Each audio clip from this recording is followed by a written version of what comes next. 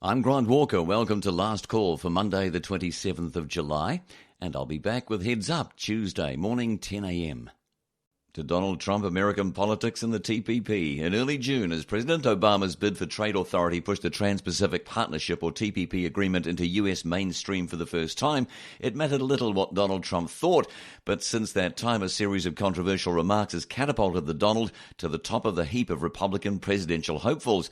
A CNN ORC poll released on Sunday puts Trump on 18%, or 3 points ahead of nearest contender Jeb Bush in the crowded Republican field. An NBC Marist poll gives Bush the edge overall, but gives Trump a 7-point lead in New Hampshire and puts him just 2 points behind Bush in Iowa, both crucial states as they're among the earliest to vote in the primary race.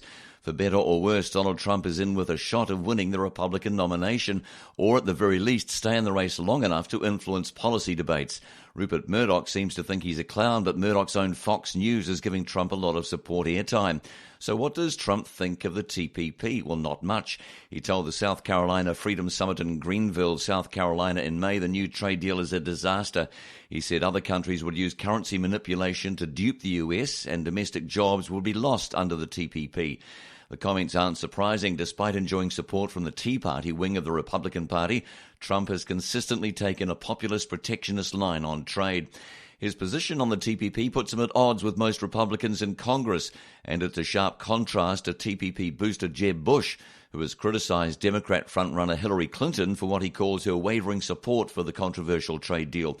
Despite the American political elite's avowed support for free trade, the TPP, entering some of its final negotiations in Hawaii this week, is still more of a trade agreement than a free trade pact. It seems the crucial topic of US barriers to New Zealand agricultural exports remains unresolved. Trade Minister Tim Grosser said over the weekend a deal on dairy under the TPP simply isn't there yet. In receivership news, according to Korda Mentha receiver, some clients of the collapsed Arena Capital Trading as Blackfort FX received fictitious profits and will need to repay the money. Receiver Grant Graham says there is no evidence the company has traded on foreign exchange markets or made any profits. He says, we are aware of a number of parties who received money from Arena. We've written to people who received payments for profits that did not exist. He says, our view is that those fictitious profits have to be repaid. This is consistent with the result in the recent judgment in Ross Asset Management. We expect this process to take some time. The receivers have also taken over the liquidation of the company, which will allow them more legal powers to unwind company affairs. Jimmy McNichol is the sole director and Lance Ryan has played a key role too, according to the receiver. About 1,100 investors made contributions of about $7 million, according to the receiver's report. Arena began receiving deposits from clients in May 2014. Clients understood the money would be placed with a Swiss trading entity and some were given guarantees. They were also provided with statement claiming profits had been made, but they were fictitious, according to the receiver. There is $728,000 in Arena's account. The receiver also says Director Mr. McNichol has been cooperative. NBR Radio, Monday the 27th of July. I'm Andrew Patterson. With me, Kelloggs Smiley. Kelloggs, you've been looking at Harmony. This is the first company to gain a peer-to-peer licence, and it's recorded a $6.25 million loss in its first year. Was that expected? Yes, well, according to their chairman, Rob Campbell, he said that it was in line with expectations. They hadn't released any forecasts to media or to anyone before that, so got nothing to compare it with, but yes, we'll take his word for it. And in terms of how the company accounted for this, did it have much to say about its operational side of things at this particular point? Not too much. They'd been pretty vocal in the past about how many, lending figures, borrowing figures, and that sort of thing, and talked me through a lot of it. But this time, they weren't that keen to divulge exactly where everything is going. They did say that they've got some plans to release further data next month, so we'll do a follow-up at that stage. There's plenty of competition in this space right now, isn't there? Yeah, well, I mean, there's a couple of other peer-to-peer lenders, and I think it will be an area that will keep on growing. I think the banks are keeping a very close eye on what's happening in this space because it's a bit of competition for them. And I think in future, Heartland's taken a stake in Harmony. They've got a 10% stake. I think in future that there will be maybe some partnerships between peer-to-peer lenders and banks, just so the banks can keep on top of what's going on in that space. Have Harmony indicated if they're going to focus on a particular part of the market, or are they working across the board effectively? They sort of focus on smallish loans. So it tends to be people who are looking to maybe renovate their house or take a nice big long holiday and that sort of thing. They've also said that they've got plans to move into the mortgage market in future, and that'll certainly get the attention of the banks. Yeah, exactly. Yeah. And they've also applied to get an Australian licence with regulators there. And these additional metrics that they plan to release in the next couple of weeks, what will they focus on? I think it's everything that they've been concentrating in the past year. So it will be borrowing statistics, lending statistics, who's lending what to who, and it'll be interesting to see them. All right, we'll see those when they are released in the coming weeks. Thanks for joining us, Kelloggs Smiley, with us on NBR Radio. NBR Radio. With Clooney Restaurant now offering Auckland's most exclusive private dining room. NBR Radio. In poll results, NBR online readers say private prisons have no merit, even with appropriate targets and monitoring. Corrections took over the management of Mount Eden Prison from private operator Serco today, having announced the move on Friday. The announcement came shortly after Serco Managing Director Paul Mahoney met Corrections Minister Sam Lotoinga to discuss a string of recent controversies over prison violence and organised boxing fights. On Saturday, Prime Minister John Key left open the possibility of cancelling Serco's contract, but said the failures did not give him cause to reconsider the government's push to use more private providers in health, state housing, education and welfare. A poll of NBR online readers, however, shows the majority believes the concept of privately run prisons has no merit. Private prisons have more use as a setting for dystopian sci-fi movies, according to 65% of readers. The Prime Minister says contracting to private providers brings accountability, efficiency and innovation and price tension. But Labour's correction spokesman Kelvin Davis says the private prison experiment has been an utter failure in New Zealand. He says Labour is fundamentally opposed to any privatisation agreement, and if the party were to win government next election, it would not bring any private operators into the system. Mr Davis says, "We believe it's the Crown that denies people their liberty, and the Crown has the responsibility to look after those people when they're in prison." He says, "This is New Zealand, not Guantanamo Bay. We can't have this sort of stuff going on here in our country in 2015.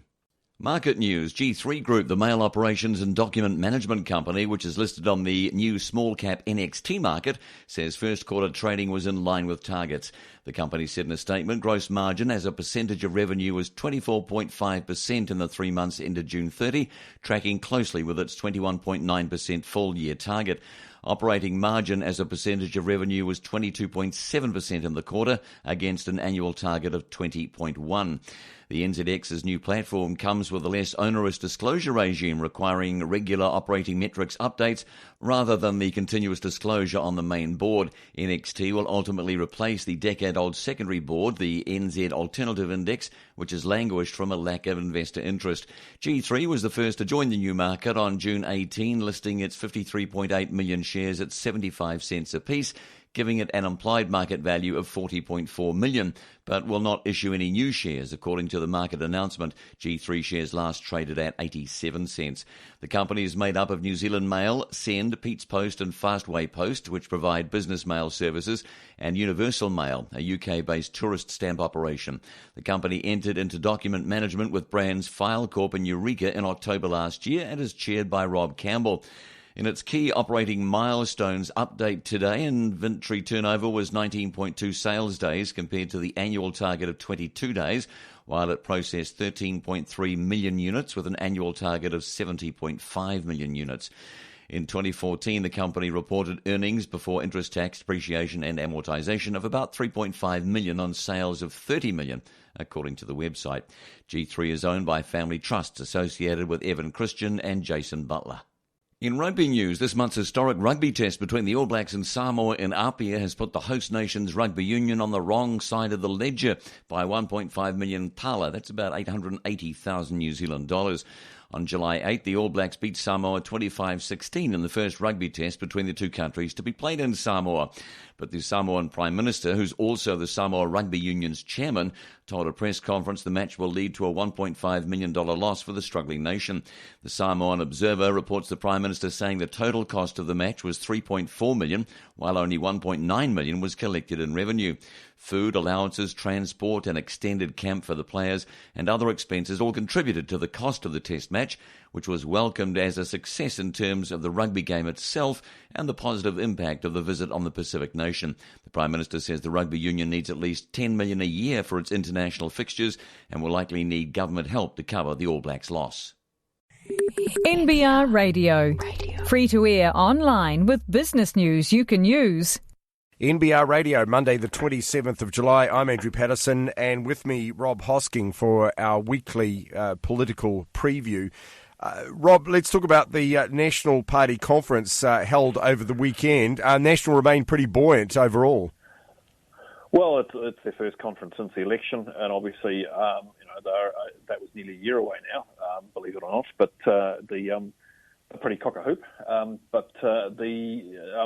At the same time, there's some things that are sort of blowing up on the horizon. The Auckland housing situation being one, the Serco business and around prisons being another, although I don't think that had a big effect on the conference. And the other one being, of course, the ongoing issues around the new health and safety laws, which are being put through, and have been there's been a lot of back and forth on that before now, because the initial proposals were quite stringent, and that came at a time when there was growing restlessness amongst a lot of small business, particularly farmers, about the way existing laws were being applied by officials. And then you bring in some new rules on top, and there was a bit of an explosion 2 or 3 months ago from national MPs. The mythology is that it was the National Party backbench, but in actual fact, although it was backbenchers, it was also a number of ministers were quite concerned. And that's essentially, farmers, do hold quite a sway within the National Party, and they do kind of like to be left to their own devices, not particularly keen to have rules and regulations imposed on them. Are they feeling like they've been singled out, do you think? Well, because a lot are looking ahead and seeing a year or two years where they're going to be under financial pressure with the fall in the dairy price. And although other parts of the farming sector are doing quite well, dairying is still the biggest one. And look, health and safety is an area where, and I'm a farm boy. I grew up on a farm, and I'm from a long line of farmers with bits that have chipped out their bodies over the years. And it's there's always been she'll be right. People used to talk about the she'll be right attitude. Well, you've never seen she'll be right like when it comes to health and safety on a farm. Historically, anyway, and it's a lot better than it used to be. But it's still that is where a lot of accidents are, and it's got worse since quad bikes came in. Quad bikes have caused a lot of accidents. And there's been a bit of a crackdown underway there. Now, health and safety precautions are expensive, and like I say, you've got a farming sector which knows it's not going to have a lot. It is going to be a fair chunk of it's going to be under cash pressure. Already is in the current season, and that's going to extend over the next season at least. So you've got that plus the natural resistance to bureaucracy, and this has been simmering for a while.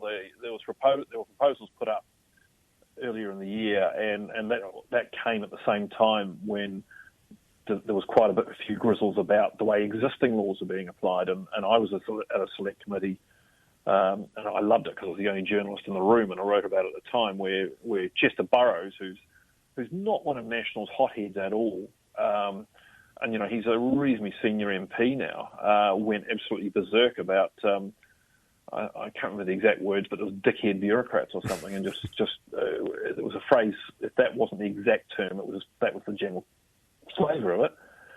And so, within National, there's been a lot of debate, and certainly at the conference on the weekend, I gather there was quite a bit of tension between some of the farmer delegates and some of the rest of the party who sort of are taking a little bit more of a view that, listen, there's still too many accidents on farms. Let's talk about a couple of issues that came out of the conference as well. To regional development, this was the surprise announcement, the government looking to tweak its immigration policy and increasing the number of bonus points if you choose to go and live in a region. It looks good on paper, but practically, is it going to work, Rob? I think this is about the vibe. I suspect it won't help much. It's certainly going to encourage businesses to go to go, and by the regions here we mean not Auckland, right? If you're more honest, they just call it the not Auckland policy. Yeah, right. And it's about it will help existing businesses, I think, to get some staff because there are existing rules in place which basically say if you're coming into New Zealand and you've got a certain set of skills, you can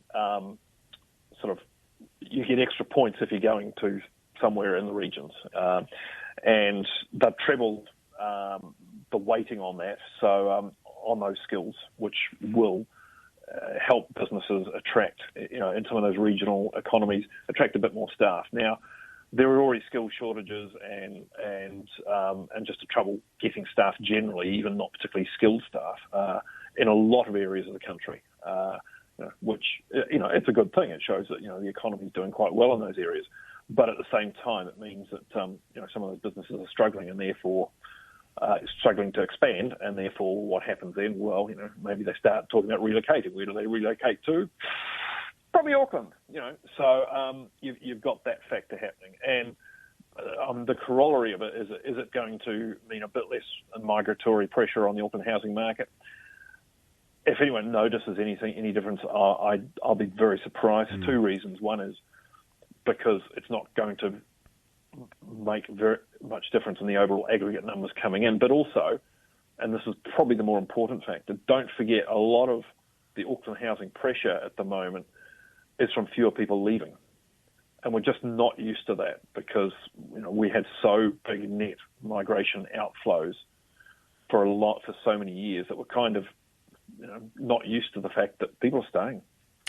And we saw these projections out from Auckland Council, isn't it, about if you look at the rate of growth of Auckland and if you look at the rate of building, then effectively there's almost a floor under the house price for some time to come.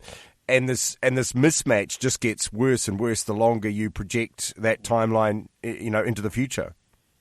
Yes. It's I think certainly one of the graphs I've seen takes you out to 10 years, and it just gets gets wider. Now, to just inject a note of scepticism,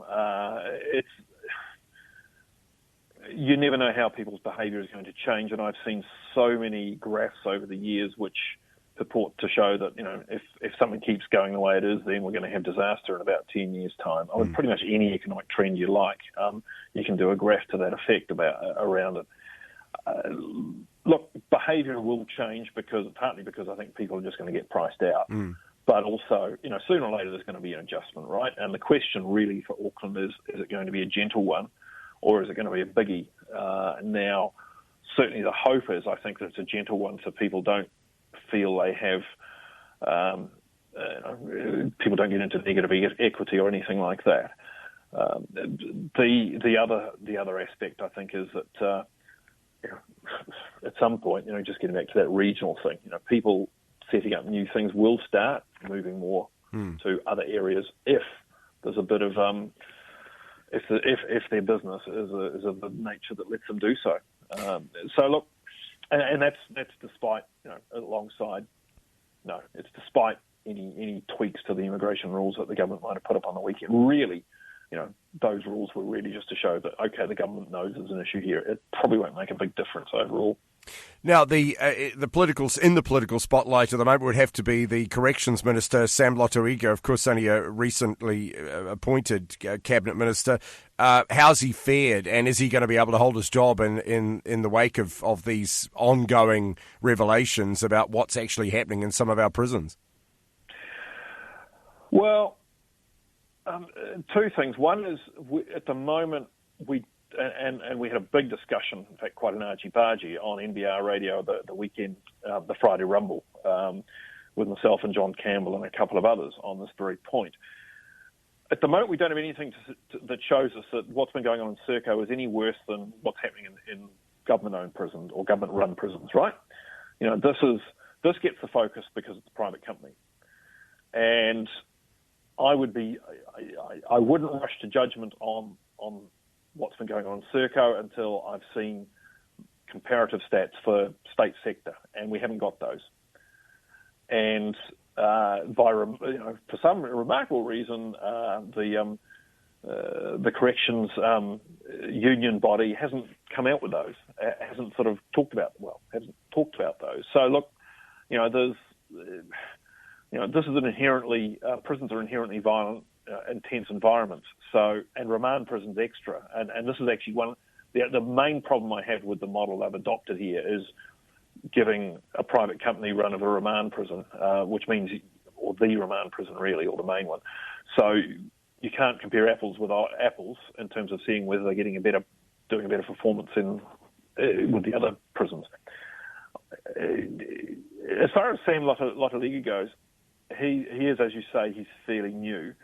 I think he's made the mistake of talking too much to his brief and forgetting he's not there to just front for the public servants. He's there to be a minister, and that means being a bit more.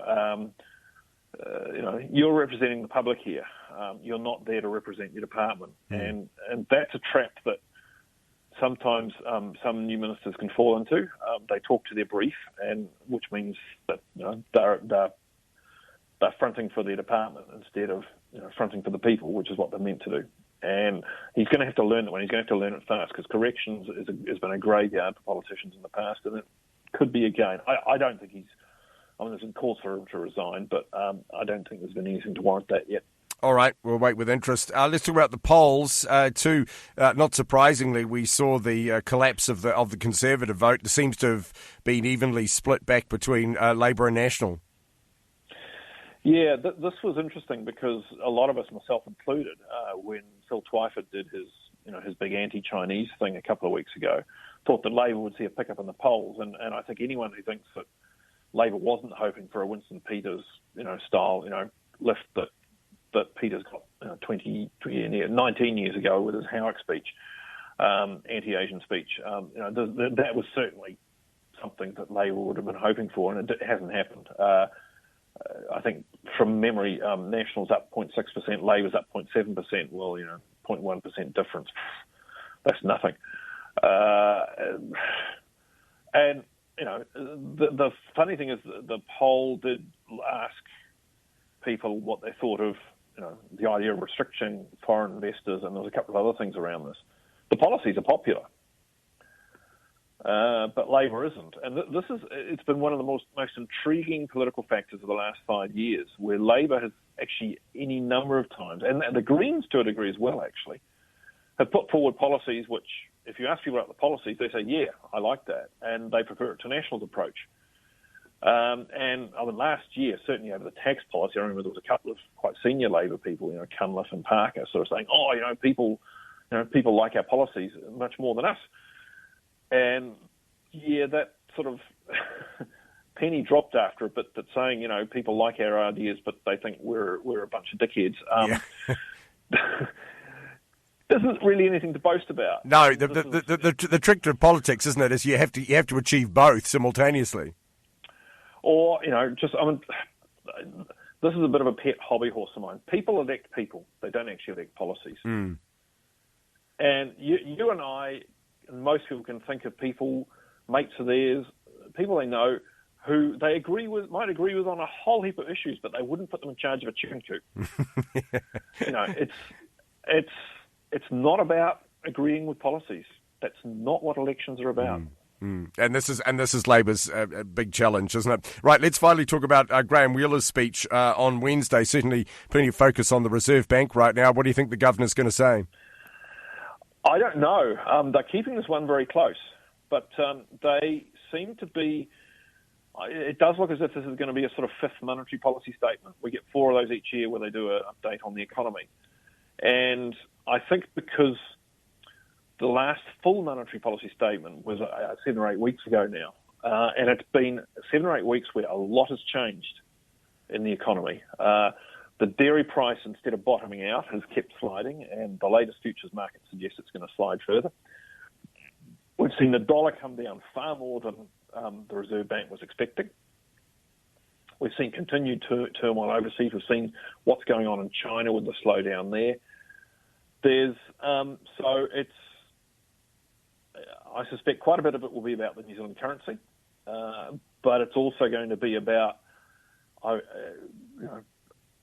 signalling that the next full monetary policy statement, which is on September the 10th, will show quite a drop in the in the prospects for economic growth over the next couple of years. The last statement had average annualised growth of 3% a year for the next 3 years. I don't think anyone expects that now. I think we're going to be closer to 2%. We're still going to be growing. We're not going to have a recession. But the outlook is really dropped quite a lot, and really this is going to be a bit of a marker around that, I think. Absolutely, and if you look at, I don't know if you saw the Bloomberg Commodities Index out over the weekend, now at a 13-year low. Yeah, well, that's there's a lot happening in that, of course, commodities, and probably the biggest drag is going to be oil there. But even so, dairy is still, caught up in the down cycle. Yeah, it is, and there's people stockpiling it now because stockpiling milk powder until the price goes up, and there's going to be a lot more on that over the next few months, I think. All right. We'll leave it there. Interesting week on the horizon. Looking forward to it. Thanks for joining us, Rob Hosking, with his take on the political week here on NBR Radio. NBR Radio with Bailey's, New Zealand's leading commercial real estate company. In property news, the Society for Promotion of Community Standards is taking the Companies Office to task for failing to check signatures and addresses on its publicly available information. The complaint by Executive Director David Lane follows the collapse of property companies associated with John Edward Clancy. He's understood to be overseas as liquidators deal with out-of-pocket creditors. Mr. Clancy has operated companies under the name of Global Homes or several variants, for example, Global Renovations, which carried out earthquake rebuild work in Christchurch. But Companies Office records reveal a bewildering array of company name changes and, in recent months, several shareholder and director changes. Some of the signatures on the company documents look quite different, according to Mr. Lane, who has taken a close interest in the case. The website of the Society for Promotion of Community Standards contains diagrams that purport to show the tangled web of ownership and connections of Mr. Clancy and associates. One of the companies in liquidation is Global Developments Waltham, which has built a block of flats at 60 Waltham Road, Christchurch, for Housing New Zealand, to which it owes $4 million. Christchurch City Council has written off nearly $200,000 to associated companies for property work they carried out. Another company called Derby Gray is also in liquidation. It has had 4 name changes. Late last year, the shareholding and directorship were transferred to Graham Hewer. The liquidator reports debts of $1.1 million. One of the creditors is listed as Global Homes. A search of this company reveals a name change to LF Holdings. The director and shareholder is Mr. Clancy. Mr. Lane of the Society for Promotion of Community Standards says the company records reveal a pattern. He says the company's office and its compliance team are falling down on the job of carrying out basic checks into the way some companies are being set up. In crowdfunding news, equity crowdfunder PledgeMe has closed its crowdfunding campaign after raising $366,840 from 137 investors. The crowdfunding company had aimed to raise between $250,000 and $750,000 for 10.3 to 25.6% of the company in its second equity raise in 9 months. There were 137 investors who took part in the most recent campaign, with at least 100 of them new shareholders. There were 50 investors who participated in the first capital round. The funding will be allocated to run more campaigns on the platform, hire new staff and expand the marketing budget. PledgeMe Chief Executive Anna Gunter says we're going to be able to hire in-house tech wranglers, investigate crowdlending in New Zealand and start looking across the ditch and potentially put suggestions forward about their proposed legislation changes for equity crowdfunding. Equity crowdfunding is not yet legal in Australia, but legislation similar to New Zealand's is likely to be ready by the end of the year. PledgeMe is the most prolific of the 6 licensed local equity crowdfunders. Since getting its license last August, it's run 15 equity campaigns, including the 2 for itself, of which 2/3 have been successful. More than $2.5 million has been raised through the equity platform, and $7 million once project pledges since 2012 are included. Offer documents released for the latest funding round show PledgeMe failed to reach its 2015 forecasts. During the November capital raise, PledgeMe had forecast a net loss of $28,000 in the year to March 31st, 2015, but the current offer documents show it did not meet forecast, instead making a net loss of $57,000. It's currently running one equity offer on the site for dog treat delivery company Bow Wow Box. NBR Radio, Monday the 27th of July. I'm Andrew Patterson, and with me, Chris Keel. Chris, you've been looking at the latest announcement by M2. It's buying Whoosh. Whoosh has been flailing around financially for a few years now. At one stage, it was the great hope of wireless. They came in with their IP wireless technology. Various investors, Stephen Tyndall, NBR's former publisher, and some Q80s poured more than $100 million into it. Worth a punt at the time. Didn't work out. For the last few years, it's basically just been reselling DSL copper broadband. And it's 9,000 customers that have gone to Slingshot now, which is part of Cool Plus, but it's kept on its little slice of 2.3 gigahertz spectrum, which could be worth sort of single-digit millions, which is also the key reason that a Canadian company called Craig Wireless bought Whoosh in 2011. Craig Wireless being what's called a spectrum farmer, or a spectrum squatter, you could say, if you're a bit blunter. So it's presumably going to sell that spectrum at some stage. So this sector's really tightening up now compared to where it was 7 or 8 years ago. It definitely is. We've got the top 4 ISPs. We've got Spark, Vodafone, Call Plus, and now 2 Degrees coming in there buying Snap. So the big 4 are really more than 90% of the market, and the big 3 most of that. But I'm just wondering also if we're maybe seeing peak consolidation here. It could probably go one of 2 ways. One is that it consolidates in Trans-Tasman fashion if Telstra, say, comes in and buys Spark, or there's also a bit of an opportunity with the UFB, which makes it quite easy for a company to set itself up as an ISP, like we've seen Trustpower moving into broadband, bundling it with power bills. We've seen My Republic come in, the fibre specialist, so that could see some new ISPs, or just companies which we don't really traditionally associate with ISP service weighing in. And I guess opportunities for them to pick off particular niches of that market? Definitely it'd be going for people like power users, keen video streamers, and some perhaps focusing on different regional areas as well. Whoosh recently reported a loss of $1.3 million for the year ended August the 31st. That's from its previous year's loss of $2.59 million. So are M2 really getting anything of value here? I think they are. They had about... They're very much aware that the ISP game is about scale these days. Ahead of this deal, the chief executive there told NBR they had about 220,000 customers. This will nudge it up to 230,000, or about 15% of the market. And they want to get up to 25,000, and I think they're going to merge these 9,000 into its Slingshot division reasonably easily. So I think they should be able to squeak some money out of them.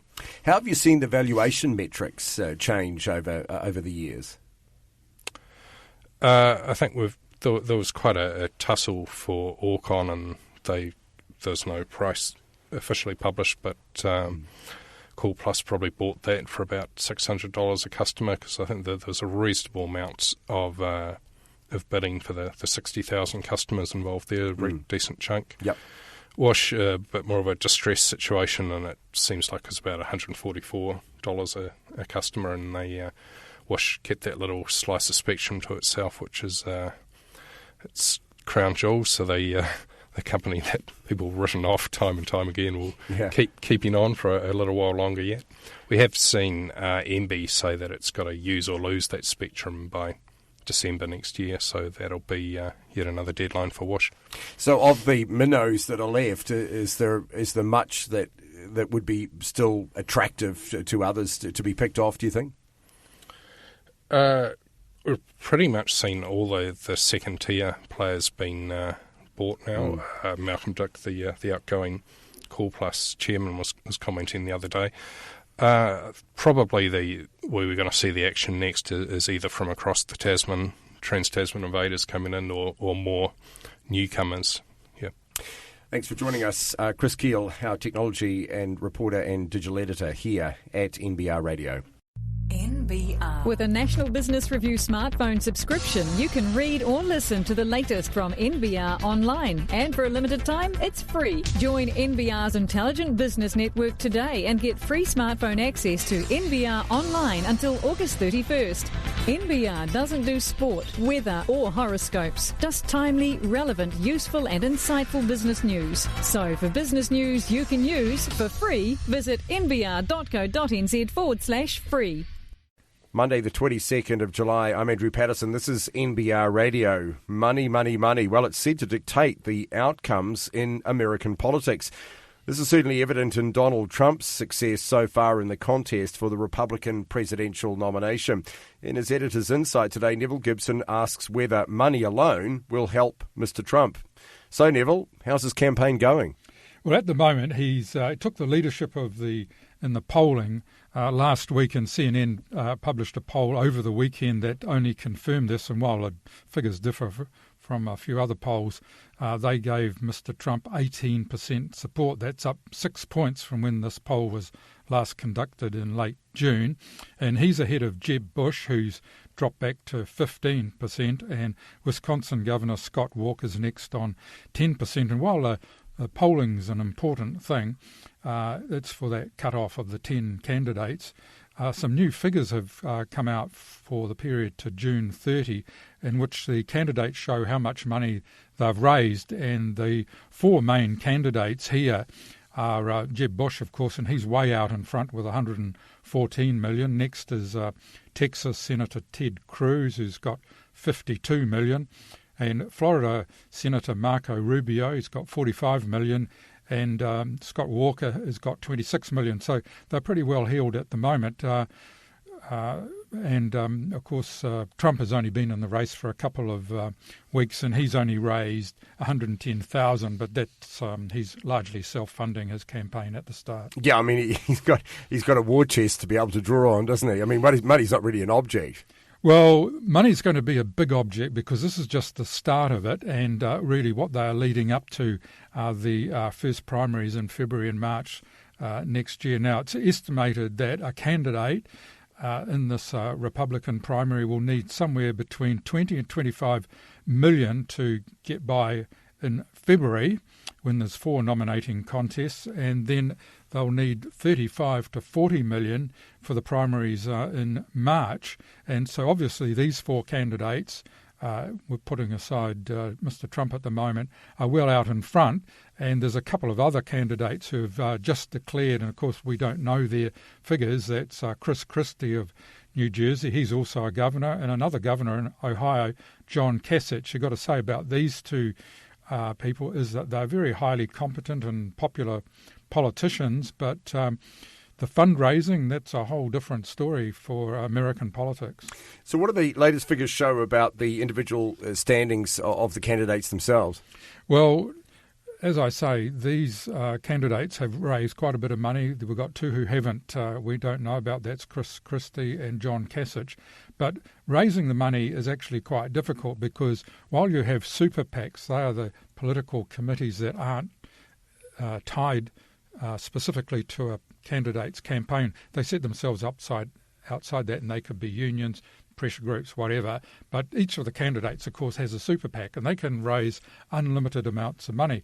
That's also tracked by the Federal Election Commission. But the official measures, which are much smaller, have a cap on them that an individual can only give one candidate $2,700. And when you're looking at those figures, they're basically the same but much smaller. But Senators Cruz and Rubio, they seem to be better at what they call the crowdsourcing, or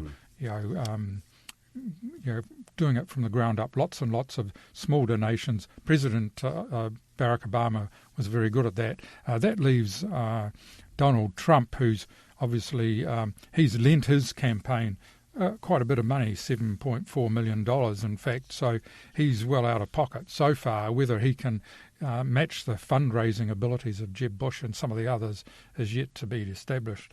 So with 16 candidates standing, how does the money chase affect the newer candidates? Well, they've got quite a bit to do, and I mentioned Christie and Kasich. They've got to go out and get lots of these small donations, and they're limited at the moment to those 2,700 for the individuals. We haven't seen the colour of their money yet, but it's pretty interesting to see that Trump is going to have to really raise a lot of outside money, because over on the other side, at the Democrat side, you've got Hillary Clinton, who's talking about $2 billion all up to run her campaign right through the end. Obviously, that figure won't have to be raised by Mr. Trump if he doesn't win the nomination, or he goes and stands as a third-party candidate, which he's not considering at the moment. And, of course, she can create the focus entirely on her, whereas on the Republican side it's split between all of those candidates. That's right. Her super PAC will raise most of that money, if in fact she hasn't already got it pledged, and she will have very low burn costs for the primaries. I mean, no one's saying that there's anybody who's going to be seriously running against her, but these other candidates and the Republicans, they're going to, some of them are burning through, one of them's burned through half of his money already, and so they've got to be very careful to sort of balance what they're doing on the campaign trail now and what they need to lift their profile. But obviously Chris Christie and John Kasich have to make a bit of a blast. Trump is in the middle of doing his at the moment. He spent the weekend in Iowa, and according to the Washington Post's rather colourful report of all this, he was speaking in a place called Oskaloosa, which has a population of 11,000. You can only imagine 11,000 people living in Iowa. But he got 1,300 to a 4-hour rally and barbecue. And I don't think they came along just for the sausages or whatever they have in barbecues in Iowa. And he had an ex-Navy SEAL there. That was to counteract the bad publicity got over the McCain John comments, McCain. yeah. And so he covered off that. But he also locked out the reporters from the Des Moines Register, which was the newspaper that last week, of course, famously called for him to stand down, saying he's quite unsuitable for public office. So he's clearly seeking his revenge. Finally, the question, of course, that everybody is asking is, can Donald Trump compete with the top politicians despite his wealth? Well, that's going to be the big question, and it's the one I ask in the commentary, because he can't do it on his own money alone, and he's got to get out there and appeal to people. Now, this appearance in Iowa sounds like he's got quite a strong following among people who are anti-establishment, be it the Republican Party, Washington politicians in general. But that's not a very professional way of doing it. He'd have to fund quite a big team of people to raise money from those sort of people, because I imagine those are not your big businessmen and that sort of thing, whereas these governors already running big and successful states the size of Ohio, I mean, they're the ones that are going to get in those hundreds of millions of dollars that Jeb Bush, who's way out in front as far as the money goes. And they will definitely be the ones that he will be focusing on closely from here. Thanks for joining us with his Editor's Insight today, Neville Gibson on NBR Radio. NBR Radio with Hotel de Brett, partying since 1959. www.hoteldebret.com. NBR Radio. I'm Grant Walker with Last Call. Here's what's trending on NBR Online. Christina Domecq denies yellow takeover talk. Some Blackford FX clients may have to repay fictitious profits. M2 buys Woosh's 9,000 clients. Heineken extracts a fat dividend from DB. New dairy JV includes new Pocono plant. And are private prisons a good idea? Your thoughts. To find out more on our stories, just log on to nbr.co.nz or stay tuned. Those stories coming up next on NBR Radio. Let's talk migrant investment. According to a PwC report, those debating immigration's role in the high house prices tend to confuse foreign investors with migrant capital flowing into New Zealand. The study, Investor Migrants to New Zealand, explains how migrants can enter New Zealand if they have a planned investment or a business background. The process for migrants to invest has multiple paths, all of which are tightly controlled by Immigration New Zealand, or INZ. PwC partner Michael Bignell says every country operates its own procedure for attracting new capital, and the New Zealand system appears to be working well. But in the current housing price debate, many people appear to have confused foreign investors with migrant capital. He says the debate should actually be about whether it's appropriate for foreign passive investors to be owning property in New Zealand. The current migrant visa procedures and investment categories indicate this is more difficult than commonly understood. Of the three investor visa categories, Investor 1, 2 and Entrepreneur, 2 operate on a points basis, totaling the amount earned from the 4 requirements of age, years of business experience, English language score and proposed investment. A total of 100 points is needed to enter the pool for resident visa consideration. It's possible to reach that goal through either a combination of points from the 4 requirements mentioned. Mr Bignell says migrants in the Investor 1 category require a minimum of $10 million initial investment into New Zealand. There is no criteria here for business experience or language, but there is criteria for the traceability of a person's funds. The Investor 2 category has a minimum investment requirement of $1.5 million and is based on the aforementioned point system. Mr Bignell says a high enough point score secures for a migrant an invitation to apply for the expression of interest or an EOI stage. In the Investor 2 category, there is an overall annual cap of 300 successful individual migrants, and it isn't calculated by family units. The last category is the Entrepreneur category for those wishing to set up a small business. To be considered for an EOI on this option, the person must supply a detailed business plan which is judged by whether it will contribute to New Zealand's export criteria. There are strict rules as to the types of investments that can be made. For example, the investment must be capable of a commercial return under normal circumstances and must not be for the personal use of the applicants. The PwC report says once the migrant has been accepted into the EOI, they have 1 year to invest the proposed funds into an acceptable 4-year investment. An investment into government bonds, for instance, is a quick option, but a more business-oriented investment might take longer to find. Part of a migrant's investment proposal could be for property development, but would need to be greenfield rather than an existing property. Residential property development may qualify, although the purchase of a residential property for the investor's family to live in or rent out will not be an acceptable investment. In development news, the $155 million Northwest Shopping Centre at Auckland's Westgate will open in October. Owned, developed and managed by DNZ Property Fund, the shopping centre spans 27,000 square metres and includes about 100 retail stores with Countdown as one of 2 anchor tenants. The size of 4 rugby fields, Northwest is being heralded by DNZ as the next generation of shopping centres in both design and retailing. It will house the country's first full-motion digital banner. DNZ Property Fund Chief Executive Peter Alexander says the shopping centre in the new Westgate Regional Town Centre is expected to generate up to 700 new jobs, helping the area's population growth. Auckland Deputy Mayor Penny Hulse has been involved in the development of the city's northwest suburbs for more than a decade and says the main reason for creating a new regional town centre was to stop 70% of West Aucklanders having to go outside the area for work. Local Waitakere councillor Linda Cooper says the area grew in the 1960s and 70s as a relatively dormant town, so to effectively retrofit a new town centre is incredible. She said it's an exemplary case of an integrated civic and public partnership joining retail and community facilities. This fits Auckland Council's development strategy. Meanwhile, the Auditor-General is still conducting an inquiry into Auckland Council's involvement in the new $1 billion Westgate Town Centre, which is costing ratepayers about $200 million. The inquiry is mainly about how the line between the public and private benefits of the project have been established and managed, about which the Auditor-General's office received complaints. The Auditor-General is looking at the steps the Council took to assess the project, how it's managing the risks of conflicts of interest and related party transactions, and how the Council is checking, monitoring and reporting on the project's costs and benefits and progress to management and the public. Monday the 27th of July, NBR Radio, I'm Andrew Patterson.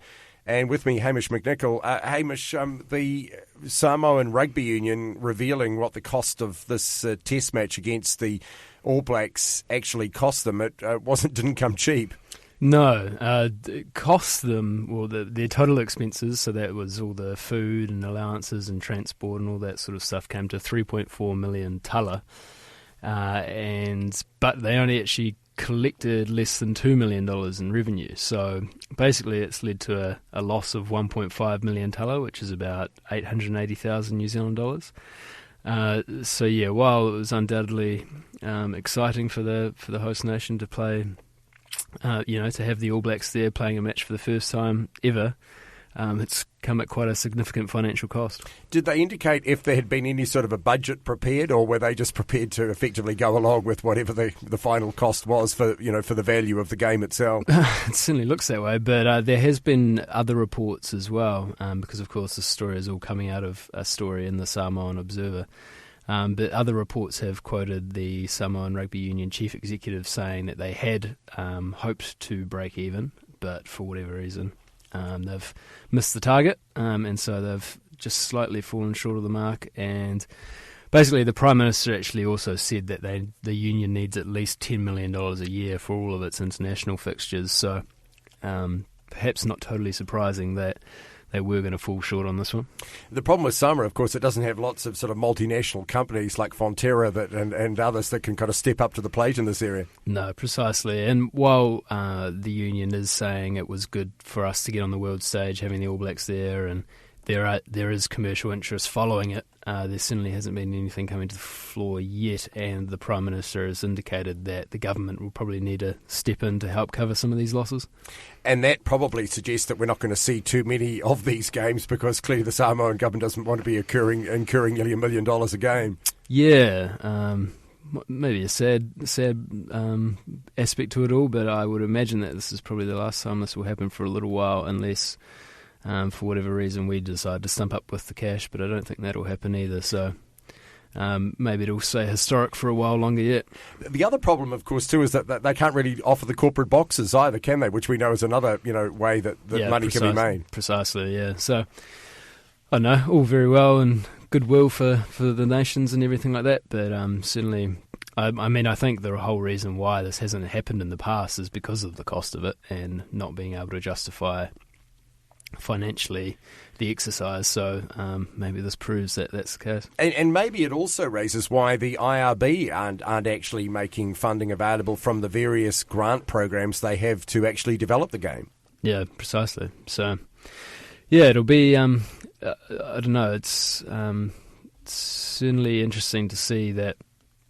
Yeah, I mean, you would have thought that they probably could have covered the costs, but maybe not. $3.4 million seems quite expensive for a one-off game, but who knows? It's always the problem, isn't it? That these things do come at a certain price, and it's hard to get some of those expenses down. Although I'm sure if you needed to look at a more budget-scaled version next time, that might actually be possible. We'll have to wait and see. Yeah, exactly. Thanks for the insights, Hamish McNichol, with us on NBR Radio. Join NBR's Intelligent Business Network today. www.nbr.co.nz/subscribe. NBR. To the dairy industry, Chinese-owned Yashili International Holdings will collaborate with French dairy giant Danone on its new $212 million plant in Auckland as part of a wider deal for the Chinese milk formula maker to buy Danone's Dumex China brand amid tightening competition in the world's largest infant formula market. Yashili, which is 25% owned by Danone and one of China's top 10 infant formula makers by sales, said it plans to acquire Dumex baby food for an undisclosed amount. Danone will use the proceeds to buy shares in milk producer China Mengniu Dairy, which owns an indirect 51.04% stake in Yashili. The filing to the Hong Kong Stock Exchange also said Yashili and Danone intend to collaborate in New Zealand with respect to a manufacturing plant with the aim of achieving synergies and support in various areas. The official opening of Yashili's Pocono plant has been delayed 8 months until October, while the company awaits the required approvals under China's complex food safety regulations. The company has been negotiated with Fonterra Co-op Group and Open Country Dairy for raw milk supply. Yashili had previously imported milk powder from New Zealand for 10 years. The factory will be the biggest single drying plant for infant milk in Asia, processing 300,000 litres of milk daily when it reaches full production. All of its products will be exported to China, where its website said infant formula sales are expected to grow to $32 billion by 2017. Danone's local subsidiary, Danone Nutricia, ended its supply contract with Fonterra after the August 2013 botulism scare and launched a $1 billion lawsuit against the dairy co-op in compensation for disrupted sales. It's since been sourcing product from Synlait and other manufacturers, And last year bought into Kiwi dairy processing companies Sutton Group and Guardians, with the latter providing access to milk supply from 18 farms owned by Grant Patterson of Dunedin. In its first half results, Danone said its early life nutrition division reported an 11% increase in second quarter sales to €1.23 billion, following a boom in online sales in China.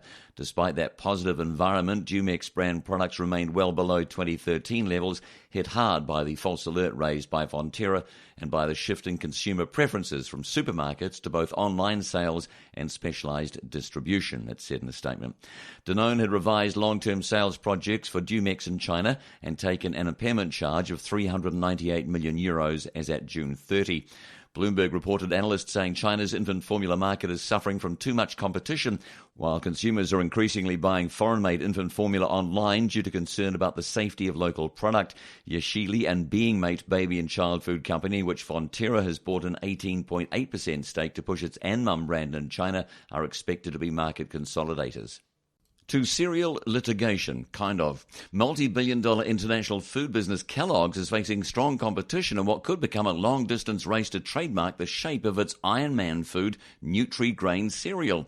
US-based Kellogg company applied to trademark what it calls the unusual three-dimensional shape of a piece of Nutri-Grain in 2012, having sold the product in New Zealand for more than 20 years. A piece of Nutri-Grain normally features 3 holes down the length of the cereal created during a confidential cooking process. The mark was accepted by the Commissioner for Trademarks in January this year after considerable toing and froing, but is now being opposed by the largest food company in the world, Nestlé, as well as local grocery group Foodstuffs. Information released to NBR Radio shows Kellogg citing advertising spend, sales and market share to illustrate the acquired distinctiveness of the cereal shape with the Nutri-Grain and Iron Man food brands, but the figures have been redacted due to commercial sensitivity. The company says it is an application. It's an unusual shape for cereal and could not be used by other traders without improper motive. New Zealand consumers are well accustomed to seeing the trademark and are likely to associate it solely with the applicant. But the documents show both Nestlé and Foodstuffs have recently opposed the trademark's registration. Foodstuffs declined to comment at this early stage of the process, while Nestlé did not respond to requests for comment. Foodstuffs' ground of opposition, however, says the application is invalid. Kellogg's has no intention to use the mark and it has no distinctive character. It says the mark is merely the shape of the goods and is not a badge of origin for Kellogg's goods alone. It says the mark applied for comprises features commonly used in food products, including cereals. Other traders use and will want to use the mark applied for or a mark resembling it for breakfast cereal and similar products. Kellogg's has until August 18 to file its counter-statement. Nestlé's opposition, meanwhile, is largely similar to the grounds of Foodstuffs and has until August 30 to file evidence.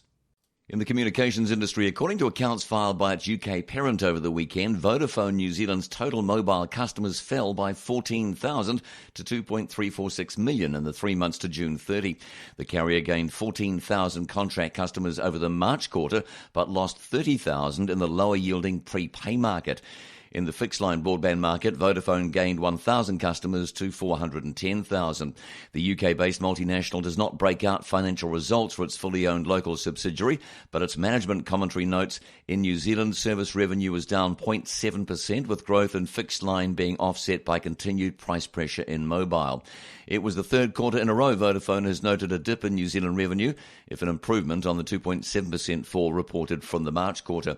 In October last year, Vodafone recorded its first financial loss since 2000 as operating costs rose across its overall business, in part through Telstra Clear integration. According to a Commerce Commission annual review, the total telecommunications market shrank during the 2014 financial year. Beyond a more competitive mobile market, as noted by the Commerce Commission, the streaming video boom has seen customers getting more data for less money in the increasingly tight landline market. NBR Radio also understands Vodafone has installed Netflix servers at its own expense to boost streaming video performance during evenings, an increasingly popular time to watch broadband as well as broadcast TV. Commerce Commission contracted broadband tester TrueNet says the worst of the crunch is now over. However, Vodafone's cable network in Wellington and Christchurch got crushed by a Netflix boom over the school holidays. The company told NBR it spent millions upgrading the HFC network it inherited from Telstra Clear. The upgrades will go live over August and September. Spark is due to deliver its full-year report on August 21st. At its interim update for the 6 months to December, Spark said total mobile customer connections rose 9.9% or 108,000 to 2.11 million, or what it estimates is 40% of the market by revenue. The company's recent jump in mobile numbers includes 158,000 who signed up to its budget brand Skinny. But even though it had more mobile customers, Spark's mobile revenue was up only fractionally.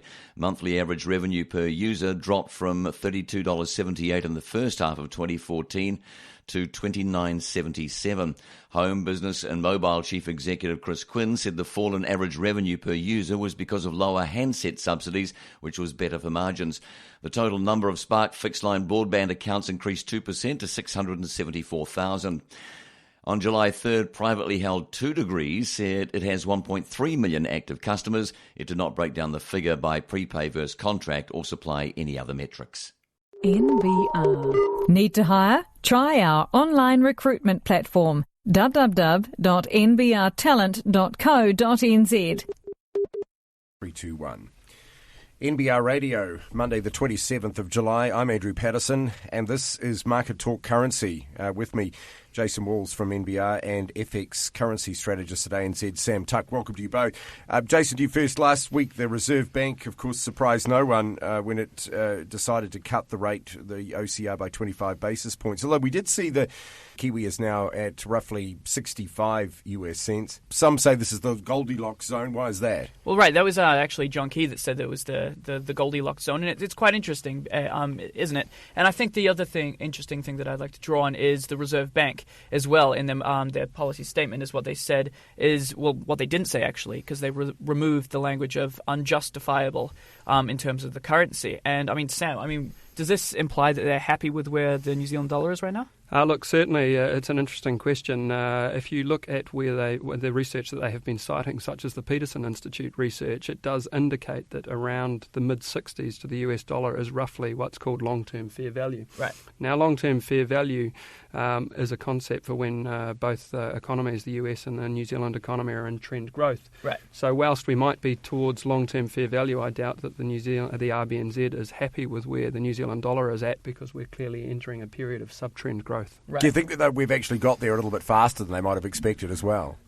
Certainly the moves in the New Zealand dollar have been a lot faster than I believe most participants in the market have expected. So by proxy, I'd expect they're a little bit surprised at how quickly we have come here. Because we've shed a lot of value on a lot of the major currencies. I mean, we've been, a couple of months ago, we were talking about parity with the Australian dollar, and now we're, like 10 cents lower in a couple of months. I mean, it's a huge move.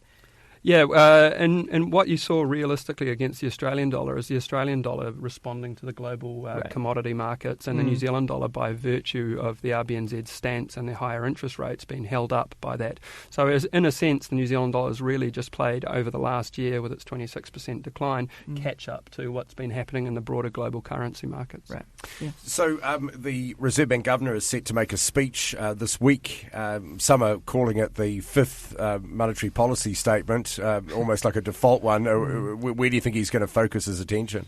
Well, without a doubt, I'm expecting the Governor to reiterate the message that further depreciation for the New Zealand dollar is necessary due to the terms of trade decline and the income shock that the economy is having.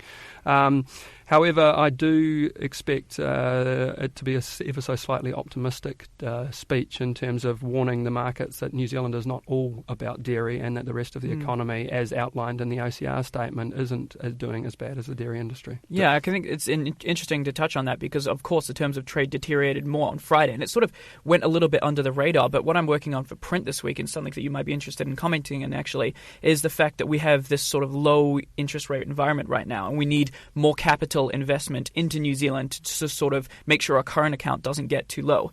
And what we're seeing, though, is we haven't got the incentive to get as much capital in here because interest rates are so low. So I guess you can look at that in two senses. First of all, as you say, interest rates in New Zealand haven't really been that much lower, but compare that to the global risk-free proxy rate for interest, which is roughly around zero, with the Fed stuck at zero lower bound. The Japanese printing as much money as they can with their QQE program, and the ECB also printing money with their QE program. Right. So as a premium to the global risk-free rate, the New Zealand dollar, the New Zealand interest rate is probably still at levels where we can attract sufficient we can attract sufficient funding for our current account deficit. So let's talk about the US rate decision later this week. And although the expectation, of course, is no hike, the Fed, I guess, upping rates is somewhat of an inevitability. What happens to the New Zealand dollar when the Fed does decide to hike rates, do you think? Well, the New Zealand dollar is likely to continue to be under pressure when the US starts hiking rates, but the process of actually hiking rates is going to be a very interesting one. What we've seen so far is the New Zealand dollar appreciating as that expectation of normalisation comes in. So there's a lot priced into the New Zealand dollar for this expectation of normalisation. I was just going to say they've already baked it in, right? A lot of the markets have already just factored it, because the word that you used in that question there, Andrew, was imminent. And of course, everybody sort of who follows FX or currency or even economics at all knows that there is a rate hike coming at some point. Yeah, and it'll be interesting to see, though, because the New Zealand dollar the commodities decline is partially explained by the reduction of US dollar funding in the market. So it'll be interesting to see how much that further impact happens when we actually get the physical removal of US dollar liquidity in the market by increasing of the interest rate. So that's why people are relatively happy to keep US dollar appreciation and Kiwi US dollar declines into that first hike. What will happen subsequently to that is when and if the markets move to start pricing the eventual pace of removal of accommodative policy from the US. And then what we'll expect to see is the US dollar appreciation to significantly slow and a lot more volatility to return to that strong US dollar trend. Right. Okay. We've also seen the futures market for New Zealand dollar contracts, pretty hot news at the moment, at least on NBR. 2 weeks ago, we talked about the extreme amount of short positions which have been added to the futures market, and a week later those positions have actually increased. What's your take on that? So clearly the New Zealand dollar is shortly positioned. So let's just explain something. The OTC market and the foreign exchange market is by far and away the largest part of the market, and the IMM futures position is the open futures position traded by CFTC traders in the US. So it's a very small part of the overall market, but it's highly representative of the fact of what we've been discussing, that the New Zealand dollar is expected to decline and markets are positioned accordingly. The extreme nature of that the extreme nature of that position does warrant a period of consolidation and does warn that the process of continued New Zealand dollar declines is likely to be a bumpy one with bigger short squeezes. So that's periods when the New Zealand dollar goes up, not because of economic news, but because people are unwinding their positions. The imminent impetus for further declines is lacking, because what happens is people are already short on the currency market, and therefore the weight of new money to come in to push New Zealand dollar lower is smaller. Yeah, well, because the numbers are pretty staggering when you look at it. Because we saw the first time the NBR reported on it, it was at negative 16 or 18,000. And then the week afterwards, it was even more. And now it's edging closer to 20. And we'll get the new numbers tomorrow, which I'll talk about online as well. But it's, the words that have been used is extreme, because we haven't seen it at this level so many short contracts in a long time. In fact, more than 10 years. Yeah, well, the CFTC positioning data starts in 2006 and runs right through to currently. And in that period of time, what you've got is you've definitely got a skew in what we've seen in terms of CFTC positioning, because the New Zealand dollar has been in appreciation in that point, in that period of time which you're measuring. Prior to recently, it had been minus 8.5k contracts in the GFC, going up to plus 31k contracts in the period of Fed QE when everybody was running the carry trade on New Zealand dollar. So the extreme skew relative to history overstates it just a little bit, because what it does is it takes into account a period of time where the New Zealand dollar was in a structural appreciation. So it was the easy money was to be long the New Zealand dollar. How much do you believe the market is paying attention to the dairy price at the moment? And if we continue to see these falls, is the perception around New Zealand likely to turn much more negative globally? Absolutely. The dairy price is one of the key considerations for currency traders at the moment, and people will be watching very closely the August GDT auctions. If they continue to show 10% declines as we've seen over July for the last two meetings, you can expect the New Zealand dollar to continue to depreciate and the sentiment to turn for New Zealand dollar. Yeah, because straight after the last GDT, I mean, all the banks basically lowered their outlook. I think, in fact, you guys were quite a lot, didn't you? So ANZ lowered its expectation expectation down to $3.75 to $4 a kilo of milk solid from $4.50 per kilo of milk solid. At the time, that was the lowest forecast. The $4.50 was already the lowest forecast in the market, and we extended that lower. Subsequent to that, a few other organisations such as Open County, the second largest processor, have also come down to that level. Yeah. All right. Thanks you both for joining us. FX strategist at ANZ, Sam Tuck, and Jason Walls from NBR on NBR Radio. NBR Radio. Free to air online with business news you can use. To the energy sector, Trustpower Chief Executive Vince Hawksworth says if they go ahead with 3 wind farms it has in train in Australia, it will need more than $1 billion to finance them. He says there's obviously a challenge in that, but if they're good projects with prospects of good returns, I'm sure we will find a solution. There's a myriad of different ways you could look at doing that. Speaking after Friday's annual shareholders meeting, Mr Hawksworth says Trustpower expects to gain development approval for the first one either just before Christmas or early next year. That's the Dundonald project in Victoria, which will have 310 megawatt capacity, and the other two are Rye Park in New South Wales at 330 megawatts and Palmer in South Australia at 390 megawatts. Development approval for the other two projects is expected late in 2016. Trustpower has about $235 million in undrawn debt facilities currently available. Trustpower has just booked a $300 million Australian dollar increase in value of its last wind farm project in Australia, Stage 2 of the Snowtown farm in South Australia. While Trustpower was disappointed the Australian federal government reduced its renewable energy target from 41,000 gigawatt hours to 33,000 by 2020, Mr Hawksworth says that still means a lot of projects will have to be built over the next 4 or 5 years. Chairman Bruce Harker told shareholders Australian wind farm assets now account for 30% of the company's assets and contribute nearly a third of its earnings before such charges as depreciation, interest tax and financial instruments.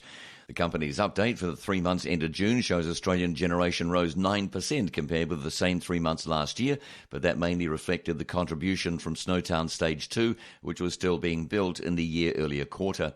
Mr Harker said poor wind resource in Australia in the 3 months meant production was 18% below long-term expectations. Trustpower is also aiming to increase its customer numbers again this year through promoting its multi-product offering of electricity, gas and phone services. It built customer numbers by 13% or by 35,000 in the year ended March, with those taking more than one service rising 37% to 52,000. The quarterly update shows electricity customer numbers rose by another 8,000 to 248,000, while phone connections rose 6,000 to 44,000. Those with more than one service were 38% higher than in the same quarter last year. Mr Hawksworth says for every 100 electricity customers Trustpower is picking up in metropolitan markets, it's gaining 60 phone customers. In business news, peer-to-peer lender Harmoney has suffered a $6.25 million loss for the 11 months to March 31st, according to financial records lodged with the company's office.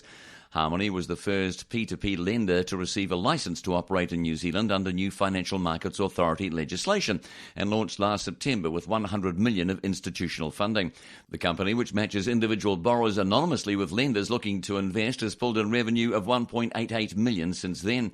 Its 24 shareholders have contributed $14.3 million in capital, with a balance of $8.07 million left at the end of its financial year. Its total equity at that time was $9.86 million. Harmoney Chairman Rob Campbell told NBR Radio the results are in line with expectations. He said Harmoney continues to meet its targets in terms of loan generation, funding and financial performance. The business is delivering exceptional growth and outcomes for borrowers and lenders on the platform. In the 11 months since starting up, Harmoney has lent out more than $85 million. Harmoney had previously committed to lend $100 million in its first year. 4 institutional funders have provided at least $400 million in lending capital to Harmoney, including Heartland Bank and New York-based investment firm Blue Elephant. Heartland took a 10% stake in Harmoney last September for an undisclosed sum, and online auction site TradeMe has 15% ownership after paying $7.7 million for it in January. Mr Campbell says Harmoney will be raising further equity in due course to fund growth in accordance with the plans we have always had, he said. The company, which has plans to expand into the mortgage market, charges borrowers an originating loan fee calculated at between 2 to 6% of their loan, depending on the borrower's credit rating, starting at a minimum of $300. Borrowers also face late payment fees. Investors can get a 12% risk-adjusted return on loans, which are broken up into $25 fractionalised notes that attract interest. Investors are charged a 1.25% service fee on the principal amount and interest collected on each $25 note. The company has also applied to Australian regulators to get a licence to operate there. In business news, entrepreneur Christina Domic is playing down rumours she's staging a takeover bid for the debt-laden Yellow Holdings. The company, which owns the Yellow directory service, says it has had a constant stream of takeover bids in the past year. Ms. Domic, chief executive of Localist and Aura HQ, denies rumours she is organising a bid and wouldn't comment on why there are talks of her involvement. But a source told NBR Radio that Ms. Domic has been coaxing Yellow's creditors across the Tasman and is 90% of the way there. Yellow Holdings chief executive Michael Borson says if an offer is reasonable, it's put to the board, and if the board thinks it's merited, it will discuss it with the major shareholders. He says if someone turned up tomorrow and offered $200 million, the board would consider it, but an offer for $20 million obviously wouldn't be considered. Our shareholders think there's still some very good value that could come out of Yellow because they know what the strategic plan is. He wouldn't comment on whether he's been in discussions with Ms. Domic. Last month, the creditors voted overwhelmingly in favour of a new capital restructure, which saw them holding securities in a new company in return for relinquishing claims to $385 million in debt. The overall debt has been reduced, but Mr. Borson wouldn't provide details. He says the debt restructure had two objectives. The debt facility was expiring in August and the thin capitalisation rules were changing as of June 30. He says we had to renegotiate something with our debt holders. The rules around thin capitalisation and what the IRD has changed just reinforced the need to change. The new company, Yellow Holdings, incorporates New Zealand Directories IP, Yellow Pages Group and its subsidiary Finder. The company has 12 shareholders: York Global Finance, Vard Investment Partners, Morgan Stanley, Bennett Restructuring Fund, Silver Point Luxembourg Platform, SC Lowy, Macquarie Bank, China Development Bank, Merrill Lynch, Stable Street, Global Opportunities and Deutsche Bank. The new structure is the second such overhaul in 4 years. Bankers to the company, formerly known as Yellow Pages Group, wrote off $1.05 billion of debt when they took control of the business in 2011. They were issued 250 million shares held via Yellow Pages Equity Trust and $500 million of senior notes, wiping out the equity of the original owners, Hong Kong-based Unitas Capital and Canada's Ontario Teachers Pension Fund, which bought Yellow Pages from Telecom for $2.24 billion in 2007 in a leveraged buyout. More than 2 million New Zealanders use one of Yellow's products each week, according to its website.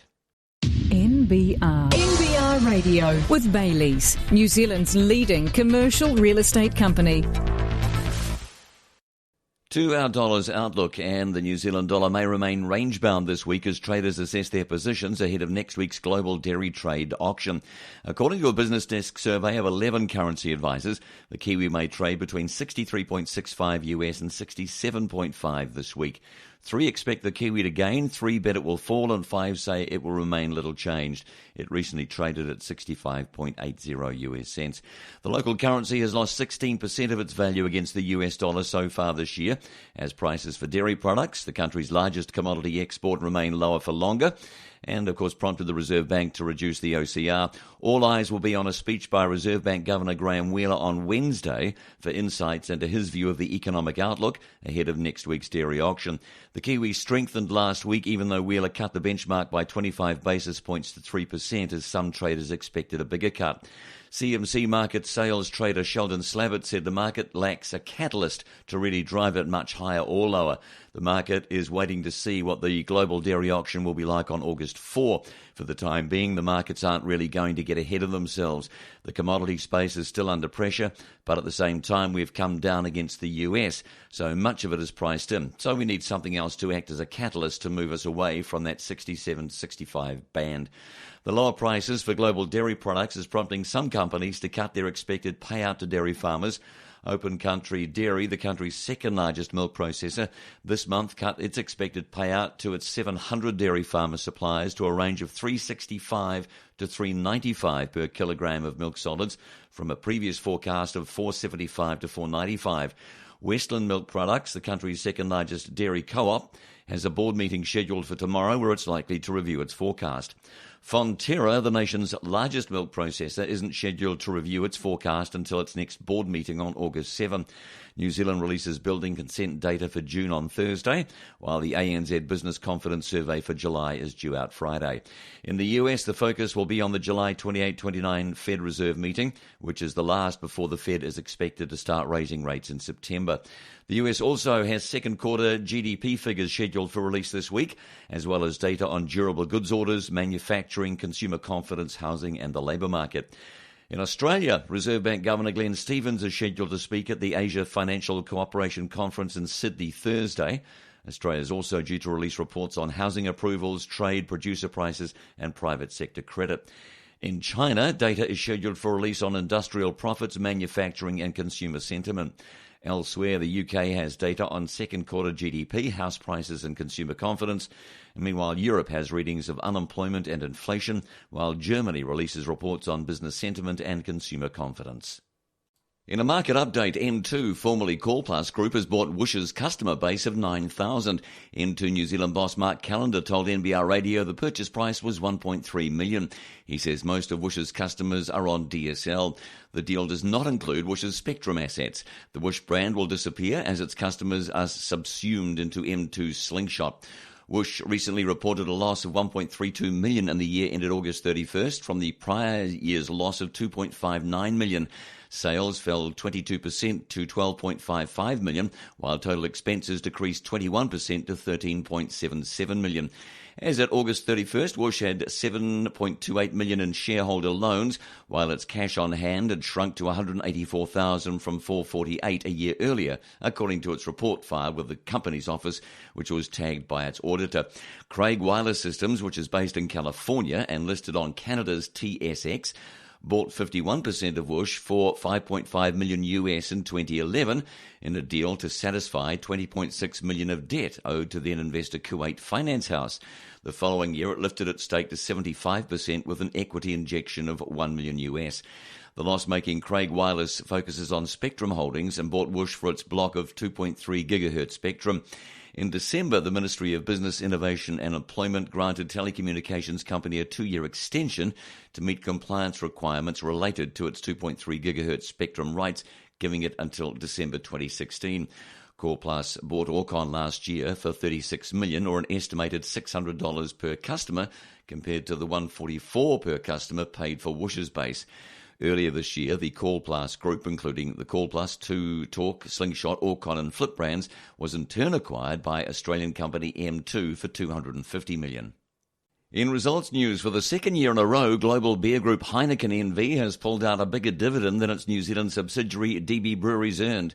Auckland-based DB paid dividends totalling $32.1 million in calendar 2014, more than the $22.4 million profit reported that year, according to financial statements lodged with the company's office. The Dutch parent, which took control of the local company in late 2012, extracted $123.2 million in 2013, when DB reported a profit of $38.8 million in the 15 months ended December 31st, 2013. That takes total dividends extracted by Heineken since taking over DB parent Asia Pacific Breweries to $155.3 million, almost half the $331 million value ascribed to DB at the time of the purchase. Government figures show the total volume of beer available for sale in New Zealand has been sliding for 3 decades, reflecting changing consumer tastes towards wine, cider, and the ready-to-drink alco-pops favoured by young drinkers. Stats New Zealand figures show the total volume of beer available for consumption fell 2.3% in 2014 to 282 million litres.